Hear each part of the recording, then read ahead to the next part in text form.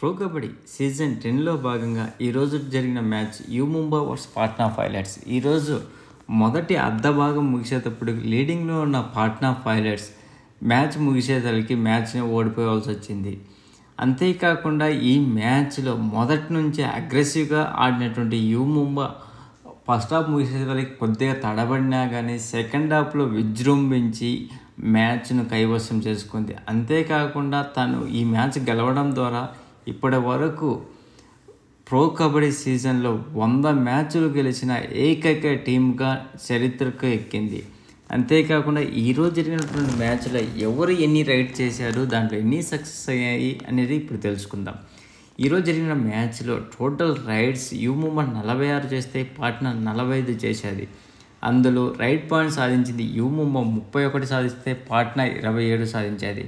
Total tackle points U Mumbai 6 తెచ్చుకుంటే పాట్నా 9 తెచ్చుకుంది. All out points ఒకసారి ఆల్అవుట్ అయ్యేది కాబట్టి 2 పాయింట్లు లభించాయి. ఎక్స్ట్రా పాయింట్ రూపంలో యూ ముంబైకి 3 లభిస్తే పాట్నాకు జస్ట్ 2 మాత్రమే వచ్చేవి.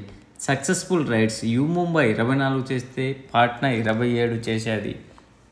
అంతేకాకుండా సూపర్ రైడ్ యూ ముంబై 1 చేసేది. టోటల్ ట్యాకిల్స్ 31 పాట్నా చేస్తే యూ ముంబై జస్ట్ 27 చేసేది. సక్సెస్ఫుల్ ట్యాకిల్స్ పాట్నా 9 చేసేది, యూ ముంబై జస్ట్ 4 చేసేది. సూపర్ ట్యాకిల్స్ యూ ముంబై 3 చేస్తే పాట్నా 0 చేసేది. ఇక్కడ పాట్నా డిపెండర్స్ బాగా ఆడారు. రైడర్స్లో సచిన్ సూపర్ 10 చేసిన మ్యాచ్ని గెలిపించలేకపోయాడు.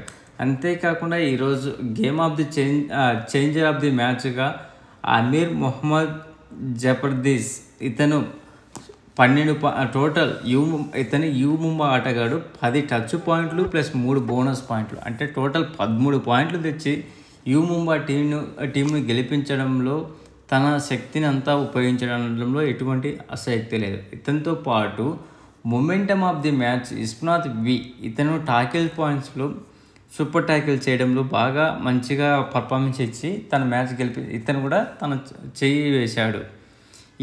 అంతేకాకుండా నీరజ్ కుమార్ ఈ మ్యాచ్ ద్వారా 150 టాకిల్ పాయింట్స్ కంప్లీట్ చేశాడు. ఫస్ట్ హాఫ్లో 18-21 3 పాయింట్ల ఆధిక్యంలో ఉన్న పాట్నా పైలట్స్ మ్యాచ్ ముగిసే సమయానికి 42 పాయింట్లు తక్కువలో మ్యాచ్ ఓడిపోయింది, జస్ట్ 2 పాయింట్లతో.